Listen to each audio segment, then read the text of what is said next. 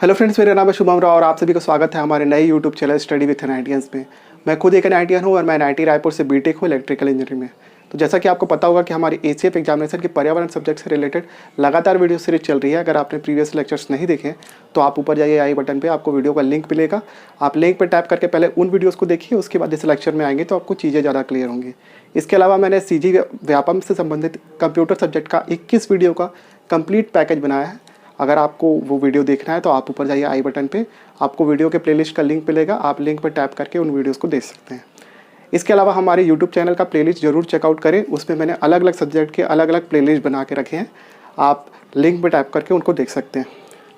इसके अलावा एक छोटी सी रिक्वेस्ट है, प्लीज़ वीडियो को बिना स्किप करे आखिरी तक जरूर देखें। आप लोग वीडियो पूरा नहीं देखते हो तो यूट्यूब मेरे वीडियो को सप्रेस कर देता है, इसकी वजह से मेरे चैनल पर व्यू नहीं आ पा रहा है। चैनल नया है, थोड़ा अगर सपोर्ट कर दोगे तो मैं ही आपको एडवांस में अलग अलग सब्जेक्ट के वीडियो दूंगा, टेंशन मत लो।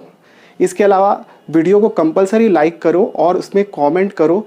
कमेंट में अगर थम्स अप भी भेज दोगे तो बहुत है, ठीक है, उतना ही कर दो, बहुत है, ठीक है। इसके अलावा अगर आप चैनल में नए हो तो सब्सक्राइब करने के साथ साथ बेल नोटिफिकेशन ऑन करना ना भूलो, उससे मुझे आपको सेपरेटली वीडियो का लिंक ना भेजना पड़ेगा, ठीक है। शेयर करने की इच्छा हो तो शेयर करने के लिए आप मुझे कंपलसरी फेसबुक और इंस्टाग्राम पे फॉलो कर लीजिए, क्योंकि इंस्टाग्राम पे मैं इस वीडियो का सैंपल भी डालता रहता हूँ। इसके अलावा फेसबुक पे मैं सैंपल और वीडियो का लिंक मैं ज़रूर डालता हूँ। तो अगर आप उसको शेयर कर दोगे तो थोड़े लोगों को मिल जाएगा। मुझे फॉलो करने के लिए आप वीडियो के डिस्क्रिप्शन में जाइए, वहाँ पर आपको मेरे फेसबुक, इंस्टाग्राम, व्हाट्सएप और ट्विटर का लिंक मिल जाएगा। आप वहाँ पे मुझे लिंक पे टैप करके फॉलो कर सकते हो। इसके अलावा हमारे व्हाट्सएप सपोर्ट सर्विसेज लगातार चालू है, उसमें मैंने लड़के एवं लड़कियों के लिए अलग अलग ग्रुप बनाया है। अगर आपको ग्रुप का हिस्सा बनना है तो आप लिंक पे टैप करके मुझे मैसेज करेंगे अपने नाम और लोकेशन के साथ, तो मैं आपको व्हाट्सएप ग्रुप में ऐड कर लूँगा। और उसमें मैं काफ़ी सारे सर्विसेज मैं फ्री ऑफ कॉस्ट देता हूँ, जिसके बारे में मैंने पहले भी बताया, ठीक है। इसके अलावा मैं एसीएफ एग्जामिनेशन से रिलेटेड पेड सर्विसेज चालू करने वाला हूँ, ठीक है। कुछ लोगों ने मुझे कांटेक्ट किया था वेरियस मीडियम से, ठीक है, कि उनको पढ़ना है मुझसे, तो वो मुझसे पढ़ रहे हैं। तो अगर आपको जुड़ना है तो उससे रिलेटेड भी मैंने इन्फॉर्मेशन व्हाट्सएप में दे दी है। और अगर आप मुझे मेरे व्हाट्सएप पे मैसेज करके पूछेंगे तो मैं आपको पेड सर्विसेज की भी जानकारी दे दूँगा। पेड क्लासेस कब होंगी, कहाँ होंगी, उससे रिलेटेड डिटेल आपको मेरे व्हाट्सएप पे मिल जाएगी, ठीक है। उससे पहले हम लोग चालू करते हैं आज का लेक्चर। और आज का लेक्चर है आप पॉल्यूशन, ठीक है। लास्ट क्लास में मैंने जैव विविधता टॉपिक ख़त्म करा दिया था, एक टॉपिक उसका बच गया है जिसको मैं बाद में कवर करूँगा, ठीक है। फिलहाल तो हम लोग पॉल्यूशन चालू कर रहे हैं। आज हम लोग इसकी भूमिका देखेंगे, पॉल्यूशन होता क्या है इसके बारे में जानेंगे, और इससे रिलेटेड जो भी चीज़ें होंगी उसको हम लोग देखेंगे। नेक्स्ट क्लास से हम लोग सेपरेटली 1 बाय 1 करके वायु प्रदूषण, मृदा प्रदूषण, जल प्रदूषण, ऐसे करते करते सेपरेटली टॉपिक पढ़ेंगे, ठीक है। तो हम लोग आज देखते हैं कि पॉल्यूशन होता क्या है। सबसे पहले डेफिनेशन, ठीक है। डेफिनेशन अगर 30 वर्ड में आया आपके मेंस एग्जामिनेशन में तो आपको लिखना क्या है पॉल्यूशन की डेफिनेशन में, वो मैं आपको बता देता हूँ। सबसे पहले पर्यावरण में उपस्थित अजैविक घटक जो कि हमारे आसपास हैं, लाइक मृदा हो गया, आपके जल हो गया, वायु हो गया, ठीक है। ये सारे अजैविक घटकों के कॉम्पोजिशन में या तो फिजिकल चेंज आए, या फिर भौतिक परिवर्तन आए, केमिकल चेंज आए, रासायनिक परिवर्तन आए, या फिर बायोलॉजिकल परिवर्तन आए। ऐसा परिवर्तन जो कि हमारे लिए, हमारे स्वास्थ्य के लिए अच्छा ना हो, ठीक है, या फिर उससे जो पर्यावरण का संतुलन है वो बिगड़ जाए, ऐसा फिजिकल, केमिकल या बायोलॉजिकल परिवर्तन पॉल्यूशन कहलाता है, ठीक है। एक सिंपल सादी सी परिभाषा, और आप इसको लिखिएगा और ये 100% सही है। अब ये परिवर्तन किसी भी प्रकार से हो सकता है। एक परिवर्तन तो प्राकृतिक कारणों से हो सकता है, ठीक है, और सेकंड परिवर्तन है जो कि मानवीय कारणों से हो सकता है। अब इसका कॉम्पोजिशन चेंज होता है, क्यों होता है वो हम लोग देखेंगे थोड़ी देर में। लेकिन अगर आपको डेफिनेशन लिखने बोले तो आप ये वाली डेफिनेशन लिखेंगे तो बहुत अच्छा है। इसके अलावा एक और डेफिनेशन है, इसमें यह है कि एक स्वच्छ एवं संतुलित पर्यावरण, ठीक है, एक स्वच्छ एवं संतुलित पर्यावरण में चेंजेस होने से ये असंतुलित पर्यावरण में बदल जाता है, ठीक है। किसी भी प्रकार का चेंज, यही तीनों चेंज होने से वो एक असंतुलित पर्यावरण में बदल जाता है। तो इस तरीके का परिवर्तन क्या कहलाता है? आपका पॉल्यूशन कहलाता है। तो आप ये दोनों परिभाषा लिख सकते हैं, लेकिन मेरे हिसाब से ये वाली परिभाषा आप ना लिखें, जो ये शुरू वाली परिभाषा है वो लिखेंगे तो ज़्यादा बेटर रहेगा, अगर कभी मेंस में खुदा ना खास्ता आ गया तो। ठीक है, अब देखते हैं हम लोग प्रदूषण के प्रकार। ठीक है, प्रदूषण के दो प्रकार है जनरली। ठीक है, और दोनों प्रकार के पोल्यूशन के प्रकार के बारे में अभी थोड़ी देर पहले मेरे को बताया था। ठीक है, एक परिवर्तन जो है वो आपके प्राकृतिक कारणों से हो, तो उसको बोलते हैं हम लोग प्राकृतिक प्रदूषण। ऐसा प्रदूषण जो कि प्राकृतिक कारणों से हुआ है, किसी भी अजैविक घटक में परिवर्तन। ठीक है, इन तीनों भागों में परिवर्तन हो रहा है, किससे? प्राकृतिक कारणों से, तो उसको हम लोग बोलेंगे प्राकृतिक प्रदूषण। अब पहला प्रदूषण मतलब इसका एग्जाम्पल देखते हैं, ज्वालामुखी विस्फोट। ठीक है, ज्वालामुखी विस्फोट से भी आपके इन तीनों में चेंजेस आ जाते हैं, क्योंकि ज्वालामुखी से आपके बहुत सारी गैसें वगैरह निकलती हैं, लावा निकलता है। ठीक है, बेसिकली आपके सल्फर का एमिशन होता है ज्वालामुखी से। ठीक है, तो ये सल्फर और उसके कंपाउंड का। ठीक है, तो ज्वालामुखी विस्फोट से ये चेंज होता है। धान के खेत, ठीक है, कोई भी मार्सी लैंड हो, मार्सी मतलब दलदली इलाका हो, वो हमेशा मीथेन गैस का उत्सर्जन करता है। धान के खेतों में आपके लगातार पानी भरा रहता है, क्योंकि धान को पानी की बहुत ज़्यादा ज़रूरत होती है। वो लैंड क्या करता है? लैंड को क्या करता है? मार्शी बना देता है, और फाइनली आपके मीथेन गैस का उत्सर्जन होता है, जो कि ग्रीन हाउस गैस है। और उसका क्या करना चाहिए? एक लिमिट से ऊपर जो वेरिएशन रहता है वो पोल्यूशन कहलाता है। इसके अलावा डैम, हमारे यहाँ डैम भी है। तो डैम भले से मानव ने बनाया है, लेकिन नीचे का जो सरफेस है उसमें आपके काई और लाइकेन जमा हो जाते हैं, तो वो क्या करते हैं? वो भी आपके मीथेन गैस का उत्सर्जन करते हैं, जो कि अल्टीमेटली आपके पर्यावरण प्रदूषण का एक कारण है। इसके अलावा जुगाली करने वाले पशु, जुगाली करने वाले पशु मतलब जो अपना मुंह चलाते रहते हैं हमेशा, लाइक आपका कैटल्स में बोले तो आपका गाय और भैंस, वो लोग खाने के बाद हम लगातार अपना मुंह चलाते रहते हैं, और उसको बोलते हैं जुगाली। ठीक है, पता होगा वैसे आपको। उससे भी आपका मीथेन गैस का उत्सर्जन होता है, और ये क्वेश्चन आपके एग्जाम में पूछा जा चुका है कि जुगाली करने वाले पशु के से कौन सी गैस निकलती है? मीथेन गैस का। ठीक है, तो ये सभी कारण है प्राकृतिक प्रदूषण। ठीक है, प्राकृतिक प्रदूषण वो होते हैं जिसको हम लोग कंटेन नहीं कर सकते। ठीक है, मतलब कंटेन कर सकते हैं, लेकिन जनरली नहीं होता। कैसे? हम लोग धान का खेती बंद तो नहीं कर सकते। ठीक है, धान तो आदमी लगाया है। ठीक है, डैम बनाना तो बंद नहीं कर सकते हम लोग। गाय और भैंस को ये थोड़ी ना बोल सकते कि जुगाली करना बंद कर दे। तो प्राकृतिक प्रदूषण के कारकों को हम लोग चाहते हुए भी कंस्ट्रेंट नहीं कर सकते, और ये होगा ही होगा, कभी ना कभी होगा ही होगा। सेकेंड टाइप का जो परिवर्तन है वो है आपका मानवीय कारणों से, जिसको बोलते हैं मानव जनित प्रदूषण। ठीक है, और जैसे कि आपको पता होगा कि मानवीय प्रयासों से आपके इन तीनों में के कंपोजिशन में परिवर्तन, ठीक है, वो कहलाता है आपका मानव जनित प्रदूषण। ठीक है, उसमें पहला है आपका तेल को जलाना, खनिज तेल को। अब तेल को हम लोग किसी भी प्रकार से जला सकते हैं, आपके गाड़ी में भर के। ठीक है, और भी कई सारे तरीके हैं जिससे तेल जलता है, और उससे अल्टीमेटली आपको पता है कि गैसें निकलती हैं और वो वायुमंडल को प्रदूषित करते हैं। सेकंड है आपका वनों के नष्ट होने से। कोई भी चीज़ जलेगी तो वहाँ पर आपका कार्बन डाइऑक्साइड, कार्बन मोनोऑक्साइड, ये स्वाभाविक गैसें हैं जो निकलती हैं, जिसका कॉम्पोजिशन हमारे पर्यावरण के लिए हानिकारक है। ठीक है, खनन कार्य से करने से भी कई सारे भूमंडलीय गैसें निकलती हैं, जो कि हमारे वायुमंडल के लिए हानिकारक है। सीवेज हो गया। ठीक है, मानव के द्वारा उत्सर्जित कई सारे मल मूत्र, ये सब इत्यादि जितने भी है उसको सीवेज बोलते हैं, और उसका भी पानी आपके वाटर के कंपोजिशन के लिए हानिकारक है। तो ये अल्टीमेटली एक प्रकार का प्रदूषण है। इंडस्ट्रियल वेस्ट, ठीक है, ये भी पता होगा कि इंडस्ट्री से कई तरह के आपके गैसें उत्सर्जित होती है। इसके बाद जो फाइनल प्रोडक्ट बचता है उससे कई सारे वेस्ट प्रोडक्ट भी आते हैं, वो भी एक तरीके का पोल्यूशन है।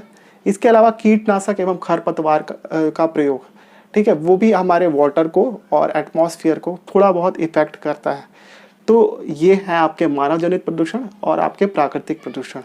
ठीक है, इसके आगे की हम लोग चीज़ें थोड़ी देर में देखेंगे। ठीक है, तो चलिए एक और टॉपिक पर चर्चा करते हैं और वो टॉपिक है आपका प्रदूषक। ठीक है, अभी हमने प्रदूषण पढ़ा था, अब प्रदूषक पढ़ेंगे। प्रदूषक को इंग्लिश में बोलते हैं पॉल्यूटेंट्स। ठीक है, तो प्रदूषक की एक सिंपल सादी सी परिभाषा, प्रदूषण उत्पन्न करने वाला, मतलब पोल्यूशन फैलाने वाले को प्रदूषक बोलते हैं। लेकिन ये उतनी ज़्यादा इफेक्टिव परिभाषा नहीं है, और अगर आप एग्ज़ाम में ऐसा लिखते हो तो आपको मार्क्स कम मिलने की संभावना है। बेसिकली अगर इसकी डेफिनेशन आपको अच्छे से लिखनी है तो ऐसे लिखिएगा, जैविक एवं अजैविक पदार्थों का स्वरूप में परिवर्तन करने वाला जिससे, ठीक है, जैविक एवं अजैविक पदार्थों के स्वरूप में परिवर्तन करने वाला जिससे आपके पर्यावरण में नकारात्मक प्रभाव एवं प्राकृतिक असंतुलन उत्पन्न हो, ऐसे पदार्थों को कहते हैं आपका प्रदूषक। ठीक है, तो ये ज़्यादा अच्छी परिभाषा लग रही है, सुनने में भी अच्छा लग रहा है, लिखने में भी अच्छा लग रहा है। ठीक है, तो आप ये वाली डेफिनेशन लिखें तो वो आपको ज़्यादा करे। तो लेकिन फिर भी आप लेमैन की लैंग्वेज में यही समझिए कि प्रदूषण फैलाने वाले को ही प्रदूषक बोलते हैं, सिंपल सी बात। अब प्रदूषक के अलग अलग वैरायटी है। ठीक है, और उसमें से हम लोग 1 बाय 1 करके सभी वैरायटी पे चर्चा करेंगे। सबसे पहले आपका उत्पत्ति के आधार पर प्रदूषक किस प्रकार से उत्पन्न हुआ है। ठीक है, वो एक पहला क्लासिफिकेशन है इसका, पहला है प्राकृतिक प्रदूषण। ठीक है, तो नाम से स्पष्ट है कि ऐसा प्रदूषक जो कि प्रकृति में पहले से उपलब्ध रहता है, लेकिन वो एक हमको दिखता नहीं है, या फिर हम लोग एक टाइम के बाद उसको देख पाते हैं। ठीक है, तो जैसा कि आपका ज्वालामुखी विस्फोट। ठीक है, तो ये इससे जो पोल्यूशन पैदा होगा वो तो प्राकृतिक रूप से आया हुआ, इसलिए ठीक है, सड़ने के कारण से सल्फर के और कार्बन के कंपाउंड प्रोड्यूस होते हैं। ठीक है, तो वो भी प्रदूषक है। वनाग्नि, जैसे कि मैंने आपको बताया था, कोई भी चीज़ जलेगी तो आपको कार्बन डाइऑक्साइड, कार्बन मोनोऑक्साइड तो निकलेगी ही निकलेगी। तो ये सारी चीज़ें आपके प्राकृतिक कारणों से उत्पन्न होती है, इसलिए इसको प्राकृतिक प्रदूषक बोलते हैं। जो हमने इससे पहले पढ़ा था वो प्रदूषण के प्रकार थे ना, प्राकृतिक प्रदूषण और मानव जनित प्रदूषण। ये हम लोग प्रदूषक के प्रकार पढ़ रहे हैं ना, तो कंफ्यूज मत होना कि मैं वही चीज़ दोबारा पढ़ा रहा करके। ठीक है, सेकंड है आपका मानव जनित प्रदूषक। ठीक है, अब मानव की वजह से कौन कौन से प्रदूषक हमारे पर्यावरण में शामिल हो जाते हैं। सबसे पहले हम लोग खनिजों का उपयोग करते हैं। पहले हम लोग तो खनन करते हैं, तो खनन करने से कई सारी गैसें निकलती नीचे से। ठीक है, वो एक प्रॉब्लम है। सेकंड, आपका खनिजों का उपयोग करते हैं तो हम लोग के जब इंडस्ट्री में जाता है तो कई सारे हमारे कार्बन डाइऑक्साइड वगैरह निकलती है। इसके अलावा बहुत सारा वेस्ट निकलता है, वो सारे भी आपका मानव जनित प्रदूषक है। घरेलू एवं औद्योगिक वेस्ट, ये भी आपका मानव जनित प्रदूषक है। कीटनाशक एवं उर्वरक, ये तो मानव नहीं बनाया, तो इस तरीके से आपका ये क्लासिफिकेशन है आपके किसका, उत्पत्ति के आधार पर प्रदूषक होगा। ठीक है, सेकंड है आपका स्वरूप के आधार पर। ठीक है, प्रदूषकों का स्वरूप किस किस प्रकार का है वो जानना जरूरी है। ठीक है, पहला है आपका प्राथमिक प्रदूषक। प्राथमिक प्रदूषक का मतलब ये होता है ऐसे प्रदूषक जो मूल रूप से, मतलब जो जिस फॉर्म में है उसी फॉर्म में रह के पोल्यूशन फैलाए। ठीक है, मतलब ये प्रकृति में उपलब्ध रहता है और वो लगातार आपके मूल स्वरूप में, जिस फॉर्म में वो प्रोड्यूस हुआ है उसी फॉर्म में रह के प्रदूषण फैलाता है। ठीक है, इसको कोई क्या कहना चाहिए, एडिशनल सप्लीमेंट की ज़रूरत नहीं होती है। Like carbon monoxide, carbon monoxide produce हुआ, वो खुद में एक पॉल्यूटेंट है। ठीक है, कार्बन डाइऑक्साइड ये भी खुद में एक पॉल्यूटेंट है। प्लास्टिक, ठीक है, ये पॉलीमर्स, ठीक है, तो ये खुद में एक पॉल्यूटेंट है। ठीक है, और एक है DDT, इसको बोलते हैं डाई क्लोरो, ध्यान से सुनना, डाइफेनेल ट्राइक्लोरोइथेन। ठीक है, इसका फुल फॉर्म है, कभी कोई एग्जाम में आपसे पूछ लिया जाएगा। ठीक है, इसके बाद है आपका द्वितीयक प्रदूषक। ठीक है, द्वितीयक प्रदूषक वो होते हैं जो कि अपने मूल स्वरूप में ना रहकर एक एडिशनल कंपाउंड के रूप में रहते हैं और पॉल्यूशन फैलाते हैं। ठीक है, मतलब जो जैसे कि मान लीजिए कार्बन डाइऑक्साइड, ठीक है, सिंपल सा, मान लो सल्फर का ऑक्साइड है। ठीक है, वो वायु में उपस्थित ऑक्सीजन से मिलकर सल्फर ट्राइऑक्साइड बना लेता है। ठीक है, तो वो क्या हो गया, पहले से वो कुछ और था, लेकिन जब वो ऑक्सीजन से मिल गया तो सल्फर ट्राइऑक्साइड बना लिया। ठीक है, तो इसका मतलब क्या है कि ये मूल स्वरूप में अपने उपलब्ध रह के प्रदूषण नहीं फैला सकते। ठीक है, या फिर फैलाते भी होंगे, लेकिन जब वो दूसरे कंपाउंड से मिल जाते हैं तो वो एक ऐसा एडिशनल कंपाउंड बना लेते हैं जो प्रदूषण में हिस्सेदारी प्रोड्यूस करता है। लाइक पराक्सी एक्सिटिल नाइट्रेट, इसको पैन बोलते हैं। ओजोन, ठीक है, जैसा कि आपको पता होगा कि इसका कैसे उत्पत्ति होती है, लेकिन आप सोच रहे होगे कि ओजोन तो समताप मंडल में पाया जाता है, तो ये प्रदूषक कैसे होता है, वो तो हमको यूवी रेस से बचाता है। लेकिन दोस्त, ये एक प्रकार का प्रदूषक ही है। ठीक है, हम लोग आगे पढ़ेंगे तो उसको आपको थोड़ी क्लियरिटी होगी। आज तो पहली क्लास है तो आप उतना लोड मत लो। ठीक है, सल्फर ट्राइऑक्साइड जैसा मैंने बताया। ठीक है, सल्फ्यूरिक एसिड, ये भी एक प्रकार का प्रदूषक है। ठीक है, ये है हाइड्रोजन परऑक्साइड, ये भी एक प्रकार का प्रदूषक है। तो द्वितीय प्रदूषक मतलब समझे, जो अपने मूल स्वरूप में ना रह के किसी और कंपाउंड के साथ मिल के एक तीसरा कंपाउंड बना लेता है, जो कि अल्टीमेटली प्रदूषण में आपकी हिस्सेदारी प्रोड्यूस करता है। ऐसे प्रदूषक को बोलते हैं आपका द्वितीय प्रदूषक। ठीक है, इसके बाद दो और क्लासिफिकेशन है, उसको हम लोग थोड़ी देर में देखते हैं। तो चलिए बचे हुए दो टाइप्स भी देख लेते हैं हम लोग। उसमें पहला है आपका अवस्था के आधार पे, प्रदूषक किस अवस्था में है वो भी आपके एक क्लासिफिकेशन है। ठीक है, तो सबसे पहला है आपका ठोस प्रदूषक। ठीक है, इसमें हम लोग ठोस चीज़ों को शामिल करेंगे। उसमें आपका धूल के कण। ठीक है, एरोसॉल, ये क्या होता है वो हम लोग जब वायु प्रदूषण पढ़ेंगे तब पढ़ेंगे। इसके बाद है औद्योगिक पदार्थ। ठीक है, इसके बारे में हम लोग पढ़ेंगे, टेंशन मत लो। सेकेंड है आपका तरल प्रदूषक। ठीक है, ये वे प्रदूषक होता है जो तरल फॉर्म में रहते हैं या फिर लिक्विड फॉर्म में रहते हैं, उसको कहा जाता है आपका तरल प्रदूषक। जैसे कि आपका यूरिया, ठीक है, अमोनिया, ऑयल स्लिक्स, जैसे आप पानी को रखते हैं तो उसमें लेयर जम जाती है आपके ऑयल की, उसी को बोल जाता है ऑयल स्लिक्स। ठीक है, उसके बाद है आपका नाइट्रेट युक्त जल। ठीक है, तो नाइट्रेट युक्त जल से आपका ब्लू बेबी सिंड्रोम हो जाता है, वो एक डिसीज़ है, हम लोग पढ़ेंगे उसके बारे में क्या है, सब पढ़ेंगे। आर्सेनिक से क्या होता है, इससे क्या होता है, उससे क्या होता है, आपको पता भी होगा अगर पहले पढ़े होगे तो। इसके बाद है आपका गैसीय प्रदूषक। ठीक है, और ये बेसिकली गैस के फॉर्म में रहते हैं, जैसे कि आपका कार्बन मोनोऑक्साइड, CFC मतलब क्लोरोफ्लोरोकार्बन। ठीक है, NO2 मतलब क्या कहना चाहिए, नाइट्रोजन के ऑक्साइड जितने भी होते हैं वो सब प्रदूषक होते हैं। वैसे सल्फर के जितने भी ऑक्साइड होते हैं वो प्रदूषक में आते हैं। ठीक है, तो ये सभी जो रहते हैं वो आपके गैस के फॉर्म में रहते हैं, इसलिए इसको गैसीय प्रदूषक कहा जाता है। एक और क्लासिफिकेशन है आपका निस्तारण के आधार पर। ठीक है, अब निस्तारण मतलब होता है कि आपका वो डिग्रेड हो रहा है या नहीं हो रहा है। ठीक है, अब पहला तो है आपका जैव निम्नीकरणीय, क्षारणीय अथवा अस्थायी प्रदूषक। इसका मतलब ये होता है, जैव निम्नीकरणीय मतलब वो बायोलॉजिकली आपका डिग्रेडेबल है या नहीं है। ठीक है, वो एटमॉस्फेयर में आने के बाद खुद से ख़त्म हो पा रहा है या नहीं। ठीक है, इसका मतलब यही है। बायोडिग्रेडेबल जानते होंगे इंग्लिश मीडियम वाले। ठीक है, तो ये अस्थायी होता है, मतलब ये थोड़े समय के लिए वायुमंडल में रहता है और फिर उसके बाद ये खुद ब खुद एक टाइम के साथ डिग्रेड हो जाता है। ठीक है, जैसे आपका घरेलू कचरा, मल मूत्र, ठीक है, सीवेज वो वाला सीवेज नहीं, ट्रीट करके हम लोग उसको भेजते हैं तो वो बाद में फाइनली डिग्रेड हो जाता है। ठीक है, नहीं तो ये एक प्रकार का प्रदूषक ही है। ठीक है, ये भी एक प्रकार का प्रदूषक है, थोड़े समय के लिए रहता है लेकिन वो समय के साथ साथ डिग्रेड हो जाता है।